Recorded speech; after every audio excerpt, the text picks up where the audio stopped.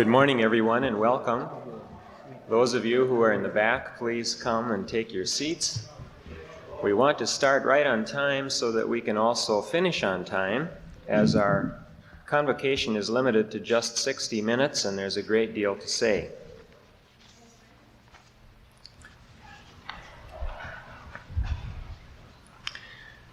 As most of you know, the subject of this convocation, cults, new religions, or heavenly deception, is a very controversial subject in our country at this time. And our purpose this morning is a very limited purpose. We might have set out to inform you about all sorts of different religious groups, and that is not our main purpose. We might have set out to go into rather important legal issues. And again, that is not our main purpose. We seek to focus on a very limited objective, and that is to make all of us aware of the fact that some religions appear to use deception as a principle of recruitment technique. That is to say, in today's world, people of especially college age have felt deceived, duped by people who have claimed to be a new religious group and who have then turned out not to be what they claimed to be. So the phrase that might underlie this theme is, "Let the believer beware," just as we have the old phrase, "Let the buyer beware." And so we're going to raise some of the issues today that have to do especially with the recruitment, the beginning point of contact with certain groups. But we're going to focus today especially upon two: the Holy Spirit Association for the Unification of World Christianity, which is better known as the Moonies, and the Way International.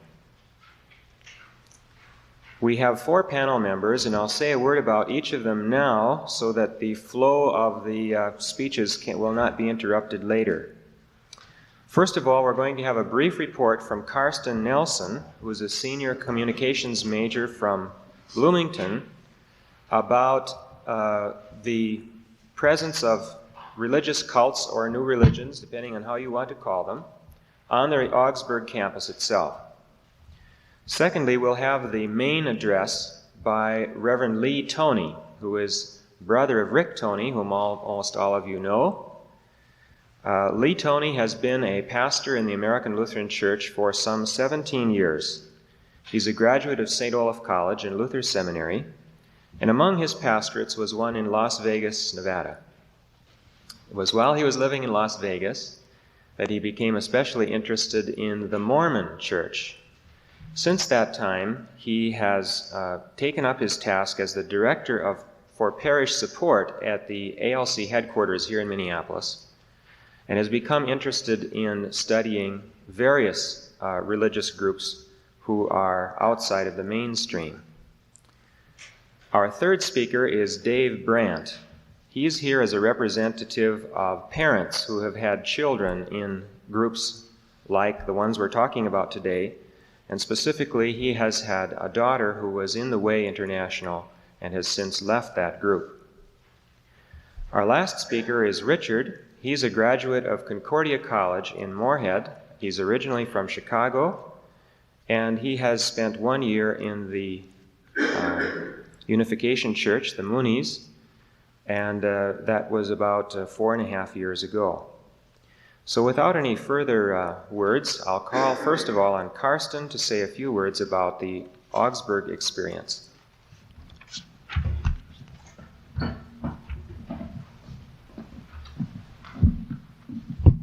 we're going on strict 5-minute time limits here, so I'm going to get everything in real quick.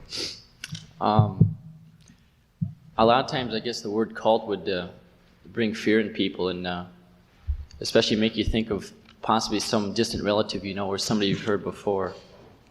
But the problem is that, and a reason for the start of this convocation, for for the convocation being here is that there's been involvement with cults right here at Augsburg. You know, our nice, safe, secure home is not so safe from everything, and so we hope that you'll be maybe inspired to keep looking around at the people around you, and possibly even to get involved, to make yourself sure of the religious groups you are in. But I just want to go on, I guess, 2 points: some past happenings that have been dealt with, and some that are going on right now. There was a time a couple years ago when the Way did meet in one of the Mortensen rooms, and it's kind of ironic. It's not ironic because they seem just like another group that came in, but looking into them further was found that they did have some very odd practices, and they were taken off campus. But the main point that I want to make there is that they did, the people did appear very nice, and they were well dressed, and they kept care of the room very well, and you wouldn't think anything about that. And the people are very human, and if you come in contact with them, you'll see that they're very much live human beings. The second thing I want to talk about, and this is, I would say, the main reason for this coming, is that there was a girl, a foreign student last year, who on a trip down to Denver got involved in the Moonies or the Unification Church. And I want to go over just some real brief things. If none of you have seen the movie, there's the 2 movies showing Ticket to Heaven and Deceive, which showed last Thursday night. They will show again tonight, starting at 7:30. The one movie, Ticket to Heaven, gives a live experience of a guy who joined they don't come out directly and say it, but it was a kind of a direct takeoff on the Unification Church. And it talks about how he got involved and the process of getting him deprogrammed. And then the movie Deceive talks a little bit about the Jim Jones and all the events that went on with that. But I just want to give you just a brief overview of what went on with Monica. She traveled down to Denver. I'm going to keep aware of 5 minutes here. She traveled down to Denver with a friend, and as soon as she got into the bus depot, was met some people there who were seemed very friendly. She ended up going home with these people for dinner, and that same night going up to a camp, and she stayed there for 2 weeks, and she went up on a Tuesday, and by Friday she'd already had five very big tape lectures, and she herself said that she was pretty hooked by that time, already into the Moonies. There's a lot of work by both students and faculty here that put out to get Monica back. She did come back and was very fortunate, and a lot of God's hand in it too, we could say, in the way that things worked out at the airport and all. But she was taken to an apartment just a ways away from here, and in that room she stayed for 4 days, and through 4 days of intensive deprogramming came to see what she had gotten involved in. And she was in there for another 2 weeks just to iron out any kind of wrinkles, and also to stay away from the Moonies who were around the cities and looking for her. And there was a little bit of FBI that was brought into it too. So it was kind of an intense affair. Let me go one more just real quick here. I'll go 30 seconds. Something that's going on right now on campus is that there's a group called the Way International, which will be spoken of in just a little bit in further detail. But there have been three very recent, within the past month, happenings that I want you to be aware of. Campus Church, which is a very legitimate church over at the U, had put a sign up for a Bible study. It turned out that 2 of the Way members showed up to the Bible study and trying to talk to people about that. They've had a couple of personal contacts. These, especially 2 guys, their names are Aaron and Owen, we could say, and they even have an apartment which is right across the freeway from us. So they are around a lot. And the third thing is, and this was my personal experience, is I had one of them ask me if I wanted to have my finger healed instantaneously. So I just wanted to bring to mind that they are here and that it's a very alive thing, and I want you all to be aware of it.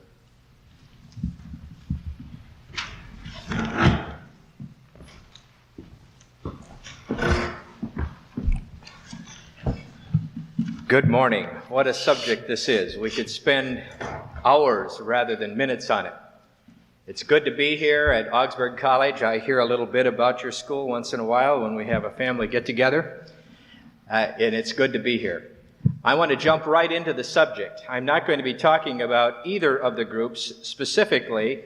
I'm going to be talking more about the whole general thing about cults. I would like to preface my remarks with a story that got to me very, very strongly one time. A man by the name of Martin Niemöller, who was a pastor in the Church of Germany in the Second World War. He served there when the Nazis came, and he said the Nazis came for the Jews, and I wasn't a Jew, so I didn't say anything. And then the Nazis came for the trade unionists, and I wasn't a trade unionist, and so I stayed quiet. And then the Nazis came for the Catholics, and I was a Protestant, so I didn't say anything. And then they came for me, and there wasn't anybody left to say anything for me. It is not my purpose to come here to warn you only, but I would like to inform you. We live in a world that is full of confusing news about the cults, and there isn't anybody that has a whole lot to say about them. There are 2,000 to 3,000 cultic groups in this country alone. And so when people call me at the national offices of the ALC and said, "What do you know about such and such a group?" I don't know much. But I refer them to a place called Free Minds, which is a rather interesting place here in the Twin Cities, and maybe some of the other people will talk about that a little bit. But we have to be careful to whom we listen about the cults. And I don't claim to be an authority, but as Brad said earlier, I had some background in Las Vegas and got involved with the Mormon Church, and that started my quest. And I found that the church wasn't talking about this issue at all, and that scares me a little bit. In fact, I read in a magazine called the Center magazine, Dr. Lewis Smith from the UCLA Medical School, and he said this: "The data now suffices to convince any reasonable person that cults are an important social issue. A good many people are dead, dying, ill, malfunctioning, crippled, or developing improperly as persons as a result of their involvement with religious cults in our country today. They are exploited. Their lives are being gobbled up, and practically nobody is doing anything about it." That's maybe an understatement or an overstatement, but it is partially true.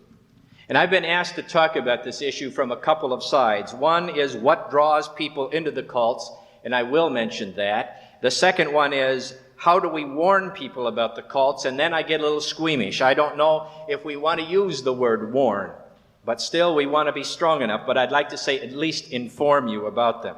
So let me ramble for a few minutes, and we will hopefully, I've been given about 20 minutes.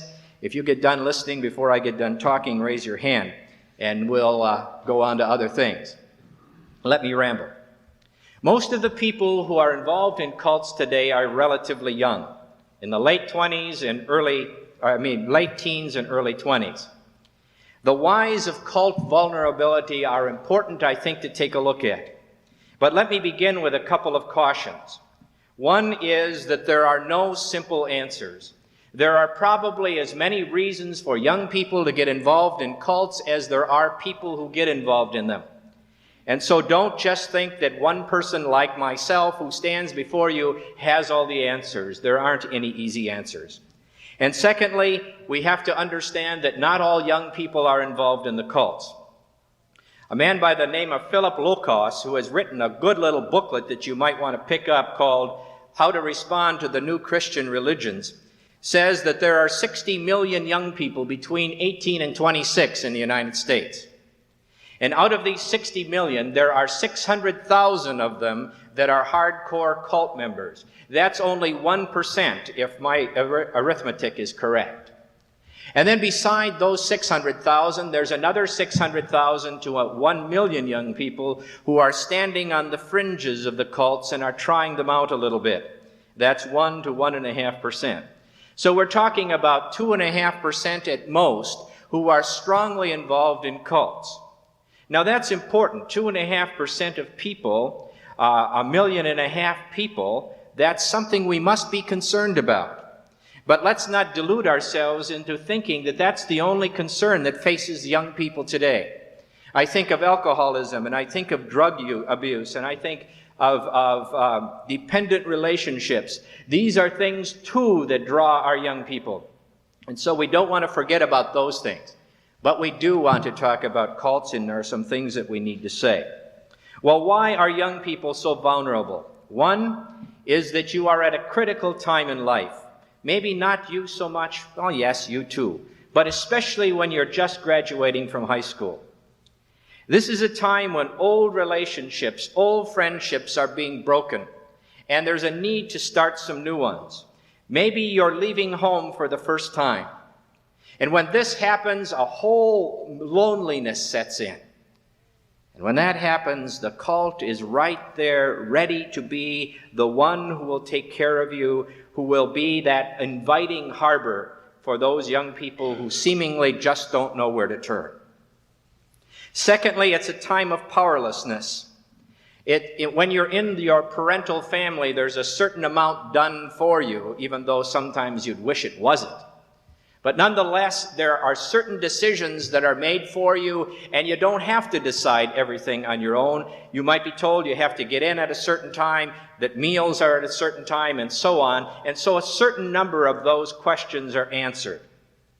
Well, now when you get away from home, then questions like, how do I get along on my own? How do I answer some of these questions without looking dependent? How do I answer all these big questions that are going on around me? And the cult is ready to become your family for you. And they will answer all the basic questions that are available in our world today. Thirdly, young people at this time are in the midst of a lot of questioning. Society and home oftentimes develop an acceptable lifestyle. This is the way the church defines right or good kid.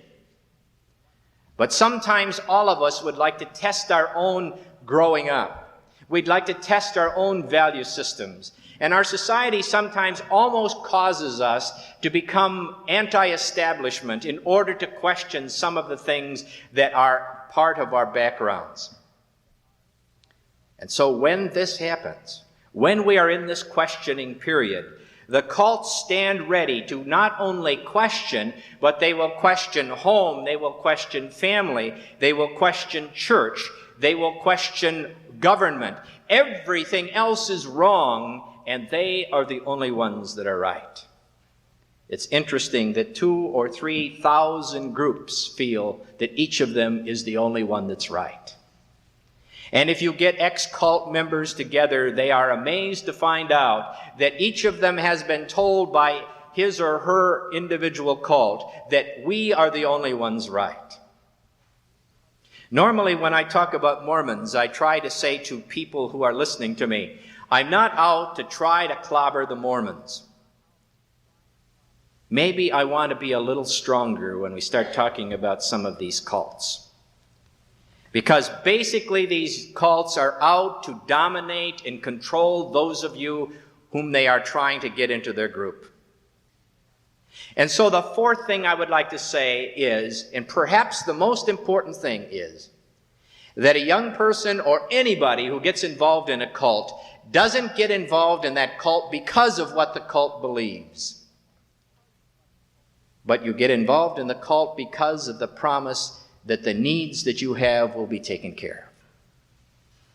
If I'm lonely, if I'm afraid, if I don't know where I have a friend, and I'm love-bombed by a group that says, oh, you're just the finest person in the world, one who says they will be my friend for life, I don't really care what they believe as long as they're taking care of that need that I have. And then when I get into the group, then I find out what they actually believe.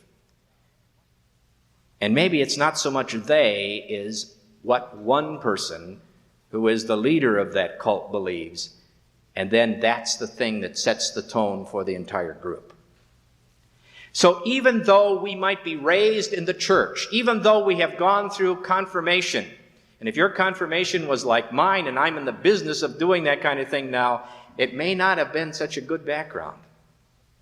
But nonetheless, no matter how well you were schooled, no matter how much you were brought up in the church, no matter how much you held on to the important things that your parents taught you, they may not hold a whole lot of water if and when you are confronted by the cult with a need that you have that is almost astronomically big. Okay, keep that in mind. What is a cult? That's one of the things that perhaps I should start with, but I don't always like to do that. Oftentimes, we who are in the religion business run the danger of calling anybody a cult that is a part of a group with whom we do not agree. And I want to warn you of that.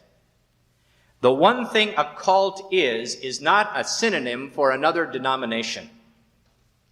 I, as a Lutheran Christian person, cannot say that someone who is a Presbyterian or a Methodist or a Roman Catholic is a cult member because they don't bear the name Lutheran. I call them mainline Christian because they believe in Jesus Christ as Lord, just as I do as a Lutheran. They may experience that or express that from a different point of view, but they are not a cult. So another denomination is not a cult. Secondly, a cult normally deviates from the normal expression of religion. Those of us who are religious types oftentimes call it heresy. And so cults have not only come in this 20th century. The heretical groups have been around for years and years and years. In fact, that's why we have creeds in the church, in order to try to guard against and misinterpretation of what we believe as Christian people. And thirdly, a cult always centers around a strong leader. And often total control over the cult member is not only requested, but demanded. Not another denomination, different from the normal expression of religion, and centering around a strong leader and dominating the group. That's what I would call a cult. Well, what are some of the marks that we find in almost every cult? Let me just click off a few, and you can pursue that further if you wish. One is, of course, the thing I mentioned earlier, is the authority of the leader. You can talk about Jim Jones, you can talk about Moon, you can talk about Paul Victor Wierwille. No matter who the group leader is, that group has total domination of that group. I think of when I was in San Francisco. There was a group that was just being formed in San Francisco at that time.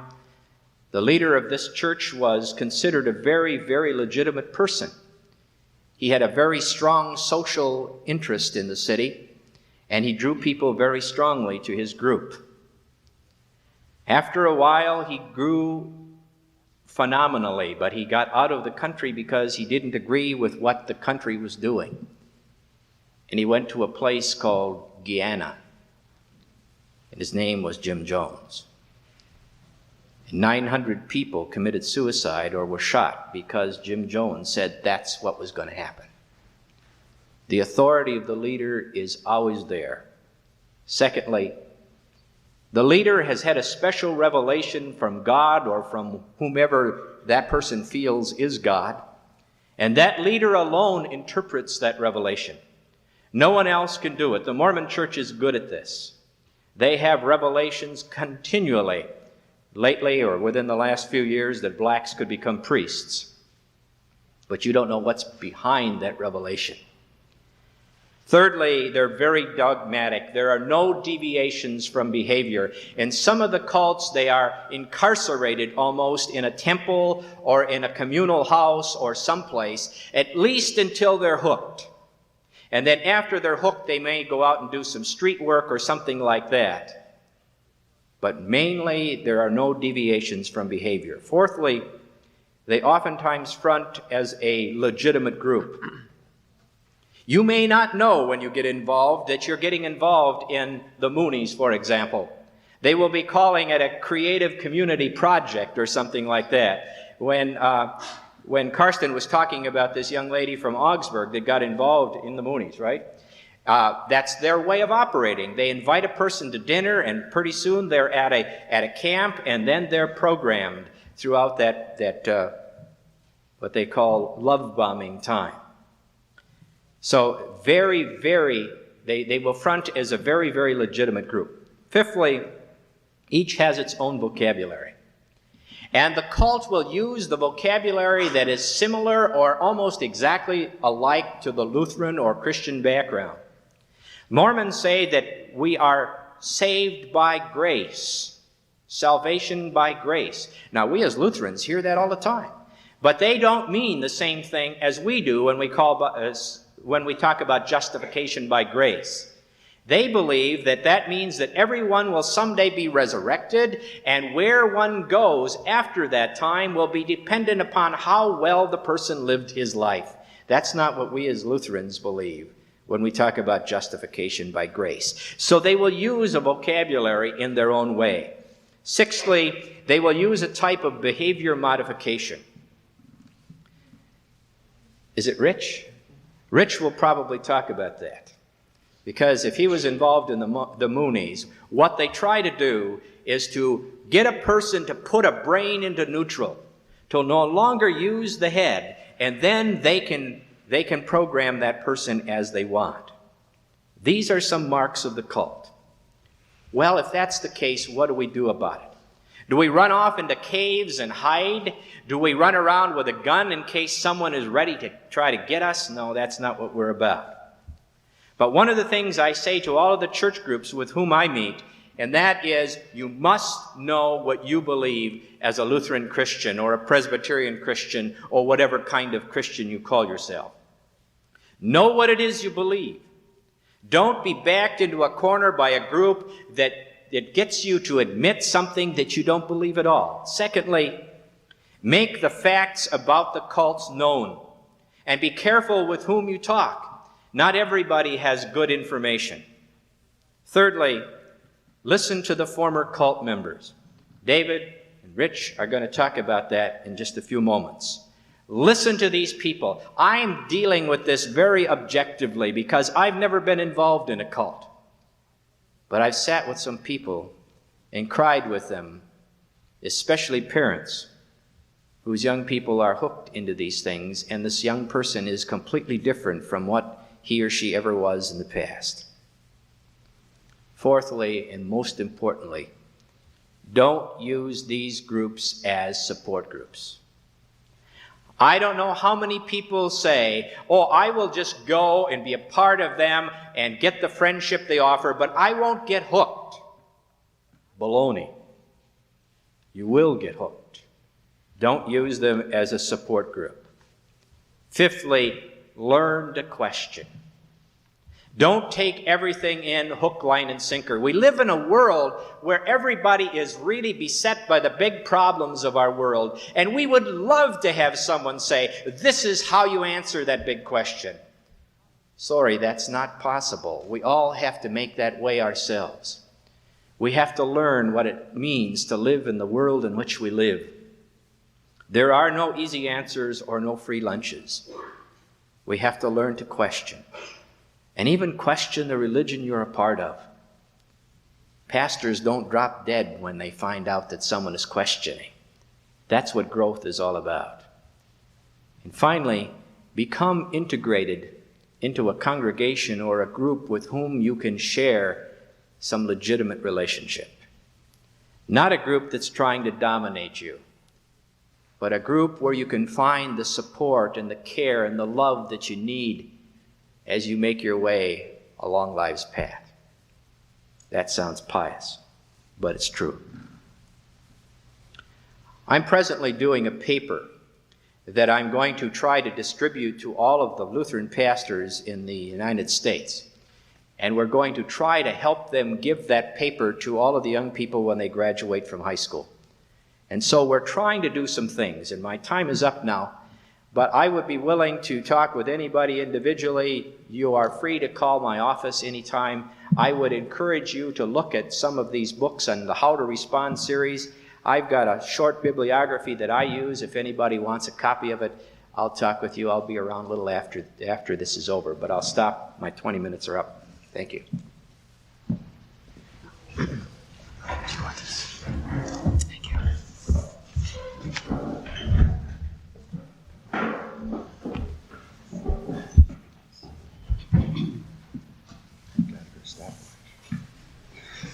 Well, that was one of the finest talks that I've heard on the cult phenomenon for a long time. It's going to be tough to follow a speech of that caliber. The purpose of my being here this morning is to present to you the position that a parent finds themselves in when a child of theirs becomes involved in a cult.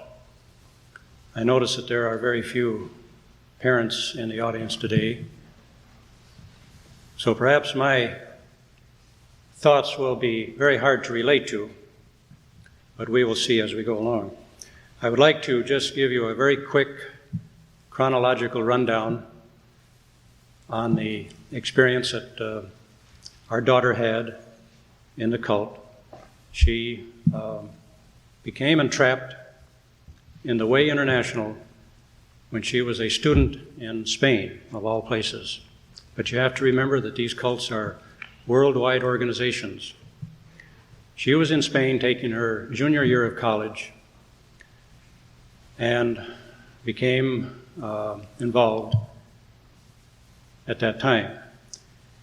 When she came back into this country to finish her final year of college, she was extremely active in the organization. She became so involved with the operation of the cult that she no longer was even aware that she was a college student. Everything took a background. The college activities, her friends that she knew, everything that had to do with her former life was put into the past. It was just an amazing stroke of luck that she was even able to graduate. The next year, she became more active in the cult. She agreed to spend a whole year of her life doing nothing but recruiting, earning money for the cult, and furthering the cult's activities. At the end of that year, we were able to rescue her from the cult. She went through a rehabilitation program. She is now well on her way to entering the mainstream of life. She is happy. She is eternally grateful. She plans to be married in another month, and we feel that God was on our side during this whole operation. How did she get involved in this cult, I think, is a very important question. Well, she fit almost perfectly the mold of a typical cult recruit. All during her formative years in high school, she was a very questioning type of person. She had problems answering her questions about who she was, what her life was going to be, religious questions. Everything bothered her. She couldn't seem to get the answers from her friends, from her family, from our church. She was a very idealistic person. She was trying to better the world. She was lonely in this foreign country of Spain, away from home. She had just broken up with a boyfriend. All of these things made her extremely vulnerable.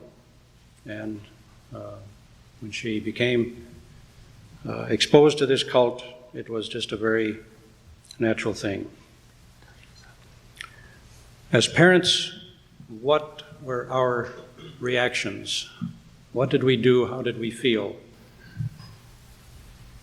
At first, we were very pleased that she told us that she was involved in a Bible study ministry group. What could be better?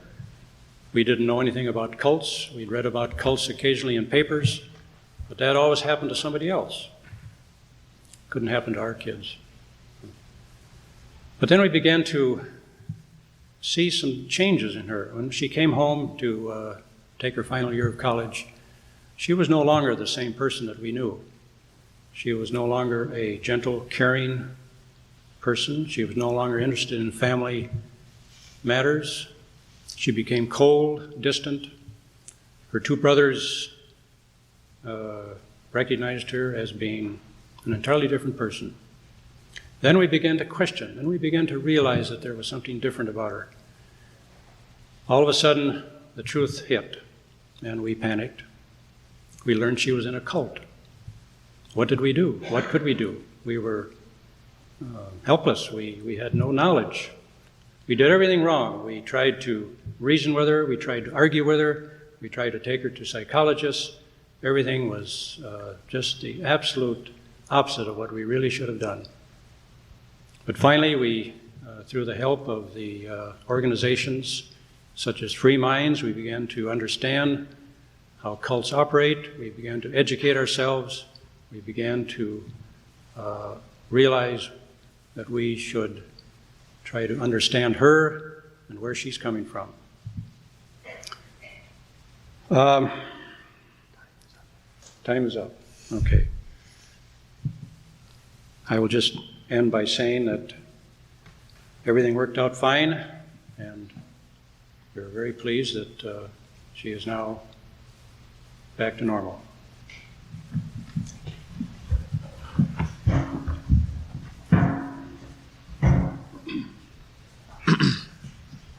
Good morning. I was a graduate of Concordia College, and after that I had broken up with my girlfriend, so I was pretty well not knowing what I wanted to do with my life, so I headed out to California. Was walking down the street. I have to tell you, I was an avid fan of 60 Minutes and Walter Cronkite, my hero.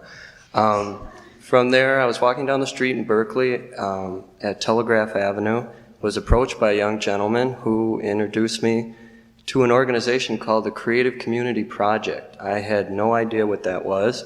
Went over for dinner. From there, found out 2.5 weeks later that it was the Unification Church. After 2.5 weeks of listening to indoctrination lectures, of being a part of their entire environment, they had me thinking, when they told me that it was a Unification Church, they had me thinking on the form of everything was black and white, good versus evil, right versus wrong. And at that point, I didn't know who to trust as far as Mike Wallace or Walter Cronkite or any of those guys. I didn't trust them because I had been told that Moonies were brainwashed zombies that were walking around with just no minds. And what I was experiencing, what I really saw in front of me, were some very sincere, hardworking people. Some of the finest people I've ever met in my life, in fact. From there, I didn't know who to trust. I was left with, well, they're telling me one thing, but I'm seeing something different. So there was that contradiction, and it was enough contradiction for me to want to stay and develop my relationship with the organization. So I stuck it out for a year. They put me out in the streets fundraising. That was my primary mission. Fundraised from anything from orphanages to the U.S. ski team, bringing in like $400 to $1,200 a day cash. And we have like 2,000 fundraisers that are doing the same thing. And that's a lot of money if you think about it. If anybody's got a calculator, they can even figure it out. From there, after being involved in working 20-hour days, sometimes fasting for 7 days, paying our price back to God, that's what we felt like we were doing, saving the world, doing something good, that after that time, they allowed me to come home for the first time. I came home. I was met at the airport in Chicago by my sister and a friend of hers who put me in a car, went driving off. All of a sudden, 2 huge football players jump in on either side. Instantly, I knew I was being deprogrammed. And in the group, they tell you that you're going to be killed, tortured, whipped, beaten, everything under the sun, just to make you fear that. And no matter what you do, you're supposed to try and escape that situation, whether it be slitting your wrist, jumping through a window, whatever it is, physically hurting someone that's standing in your way, because you are taken against your will, and that's where the legality comes in.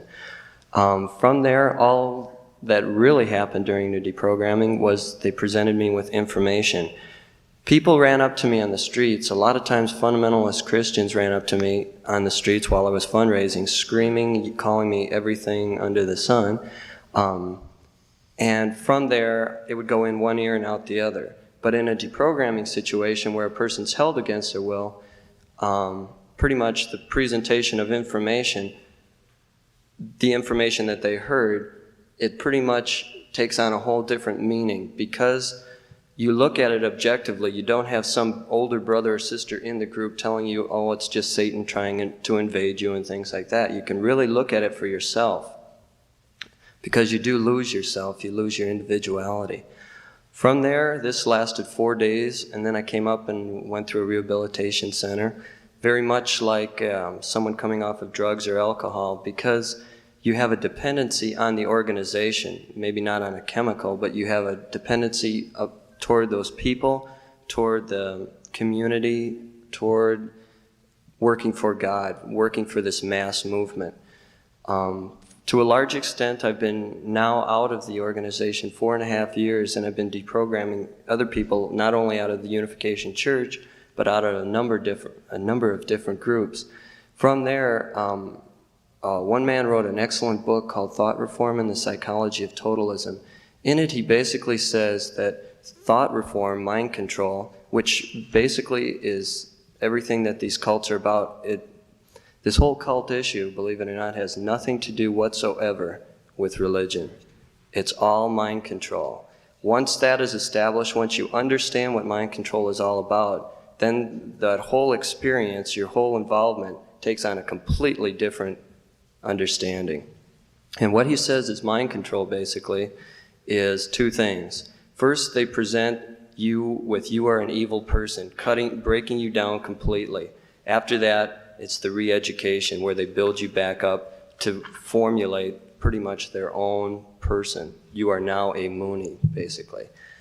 And that's pretty much it as far as my experience. But I just want to leave you with one thing. Say, did you ever stop to think? I didn't, but I hope you do. Thank you. Questions, friendly or unfriendly, pointed, but we do not welcome speeches. We have a limited amount of time. So whoever would like to ask a question, the floor is now open. I'm just curious, did you say that you were applying for money or you were soliciting funds for unification? Were you actually going in the name of, this is for the ski team and this is, okay. Yeah. Yes. I'd like to ask the father especially, what helped bring your daughter back to contact and relationship with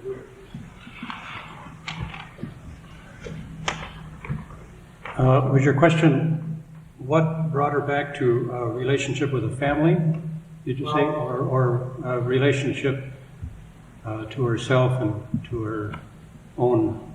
Back more to what she was before, to reverse the process in some way. Well, the actual procedure was a deprogramming. We were able to arrange for a very gentle and proper, quiet deprogramming operation. It lasted almost 10 days before she was able to realize that she had been duped into this cult. But through the very careful exposure in the deprogramming operation, the exposure to the other side of the picture, this is what did it. Now, of course, at that point, she is really only back to where she was before she entered the cult. You can't, at that point, just simply walk away from a person. It's like leaving a person on the street who has just been taken off a drug habit or an alcohol habit and just let them go on by themselves.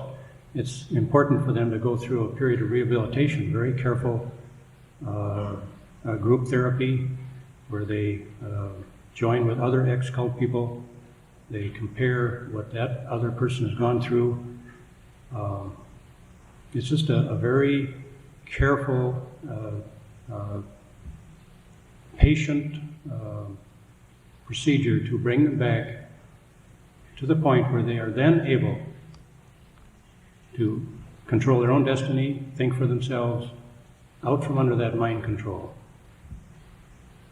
Okay, down here. Do you think it's every parent's responsibility to program their child, or at some point in time should they just let leave them alone go on and go on? Is this directed to someone in particular? To the father? Okay. Well, you've asked a question, I think, which probably could create an hour's discussion, and I can only speak from my own personal viewpoint. And again, as I say, only a parent who has gone through this particular traumatic experience can even begin to realize what is involved and how we consider the problem. But my own personal feeling is that a parent who loves their children, who sees their children being under the control of some other person, it is then a very strong desire, a very strong impulse to do something. We cannot sit back and just continue to watch our children, or anybody else for that matter, who is being exploited, who is being controlled, who is being told what to do, who is being a slave. We cannot sit back and continue to watch that take place. I don't know if I've answered your question. Yes. If you compare being a part of the cult to alcoholism and trying to recover from that state, is there a constant temptation after being reprogrammed to go back to that support that atmosphere of the cult? Definitely. After a person comes out, it's called a floating period. Like if I drive by a Kmart parking lot or something and I'd see all these people coming out, my mind would snap back into the cult-like state, and I would start thinking, wow, I could be fundraising, I could be making all this money for Heavenly Father, saving the world and things. And one thought would trigger another thought, then I would get confused, and because you view the outside world, which is the world we're living in right now, as the fallen world, and so from there, it's the enemy, and so you start to mistrust this world, and you start trusting their world, and then you find yourself running right back into that group, regardless of. So one needs to support recovered persons. Definitely. A real good, like a family to come back to. Yeah, I have heard that it's the policy of the Moonies and some other groups to follow and harass and try to get back their recruits after they've been deprogrammed.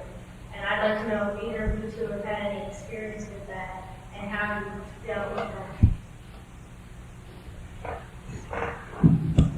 that. No, not in our case. We have not personally experienced any particular problem with the cult attempting to harass or create any difficulties as a result of what we did. However, I think that there are many cases that we know of where the cult attempted to take revenge for what they thought was a wrongdoing. Sue, I can comment on that just a little bit. With Monica last year, the FBI became involved, and it kind of became involved in a triad of ways. And it got to be kind of a real hairy situation with the people from the Unification Church of the Moonies actually impersonating at one time the FBI and following around. That was one reason why Monica was kept in the apartment for over the 2 weeks, so she wouldn't be seen out at all. As far as harassment, they had just had a real good friend of mine that was in the group with me. He came to my home to try and just to talk to me. I think he came just to find out if I was all right. I wasn't home at the time, but other than that, that's about it. I'm curious about it. The terminology, and I can't remember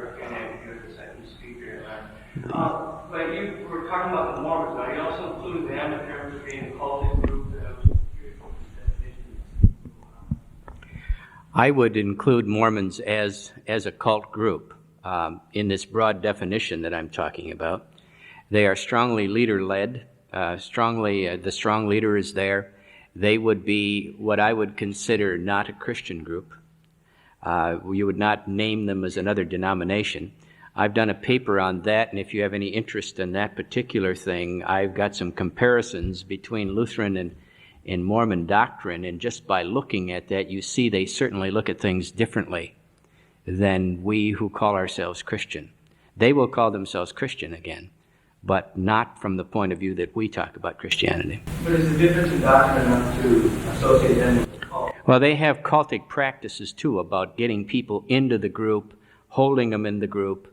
They're not a group that has a communal kind of living, but they certainly do try to get people involved in the group before they know what the group teaches.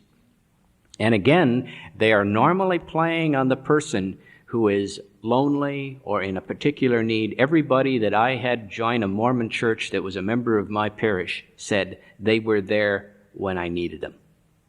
And it's the same kind of thing that the cult is there when a person needs a particular thing. Way in the back.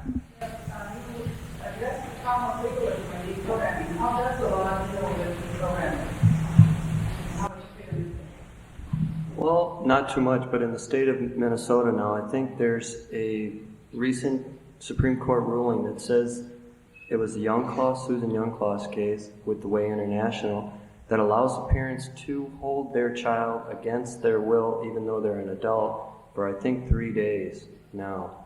And that was just recently. So as far as anywhere else, it's still pretty much in the courts as far as any kind of clear-cut understanding. The courts have gone either way, with the cult or against the cult. But in the majority, I mean, as far as what you've heard of deprogramming, every deprogramming in the 4.5 years that I've participated in, there's never been any violence, and I will not participate in any kind of violent acts whatsoever. So. Yes. I have a question. I think probably the entire town, but more specifically probably the families involved. Kim's question about how might be like alcoholism, constitutive things. Well, in a case like that, it's not just something that appears suddenly. It seems like maybe there's a family background or a need, and it's done that for a number of years, that people are seeking to fulfill any drugs or alcohol, homosexuality, or whatever it might be, or perhaps even cults. And then I know in those cases where people are coming out of alcoholism, for example, there's a real push towards it, and family networks get together and discuss their own problems, and the root of the problem, why was none of the families seeking alcohol as a result, or a resolution. Is there an effort to have families look at their own family history and build up a support network for each other as a result of going through the cult experience? Maybe you can think of that. Did they work with the whole family?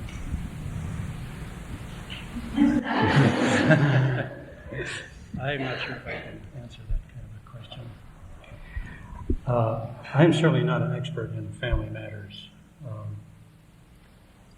If you are asking me what a family should do to avoid these kind of problems, even that would be difficult for me to answer. I don't know that we did anything wrong in the early years. We tried to do everything right for our children. We tried to give them a sound, happy life. We tried to give them a good religious background. We don't know where we went wrong, if we went wrong. I think to answer your question would take a far more experienced person and a far more capable understanding of family matters than I could. Just quickly, I would say that you would want to make sure that that family became a support system for one another in the process as the person came out of a cult. And even though I don't think it's a time when you say, did we do wrong or right, it would be a time when those support systems would have to be built up and strengthened. One more question. Yes. I heard this at Rich. For you and your peers that have been through this experience, maybe program, whatever, what are your attitudes toward God, Christianity, and organized religion? Now? Now. Well, it's sort of like after you go through an experience like that, I think for the most part, most of the people get a feeling like they OD'd on God in that realm. From there, I pretty much, as far as my own personal beliefs, I don't even like to discuss it because it's my own personal belief. And when you're dealing in a deprogramming setup, you don't like to even bring out personal beliefs because it's a person's too vulnerable at that particular time coming out of a group that they're going to be open to. If you say that the sky is green, they're going to sort of look at the sky from that point on with sort of a green tint, and you can't do that to a person. They have to decide whatever they want on their own. So as far as religion, everybody is very open and vulnerable after they are deprogrammed. But as far as to hop right back into some mainstream type of thing, it's too difficult at that point in their time. So, and you can't push anything on them because they're too smart for it, because they've already been conned and you can't con a con. It's like they bought a vacuum cleaner that they didn't want, and after you bought your first one, you're going to be really shy about getting the next one. So good luck trying to get them in. Does that answer it? It's a good answer. I'd like to conclude today by suggesting some other sources of information about this subject. We have not, as I said at the beginning, attempted to be very complete, but we hope that we have alerted some people and informed some people about some of these groups. Specifically tonight, there will be a reshowing of the film called Deceived about the People's Temple, and Ticket to Heaven, which is based on the experience of an actual person in San Francisco in relationship to the Unification Church. And then next weekend, there will be, on Thursday and Saturday nights, showings of documentaries made by WCCO and NBC about the same issue. No, he can just... Also, there is a collection of lots of material in the files of the Religious Life Commission, and Mike Swanson, who is the Religious Life Commissioner, has said he would happily share that information with anyone who wants it. His office is just inside the College Center and to the right in the office there. Then we also point out that there will be a seminar with Flo Conway and Jim Siegelman, who are the authors of a famous book called Snapping, at Plymouth Congregational Church, May 10th and 11th. Reservations must be in by May 5th. The cost is $30 for the seminar.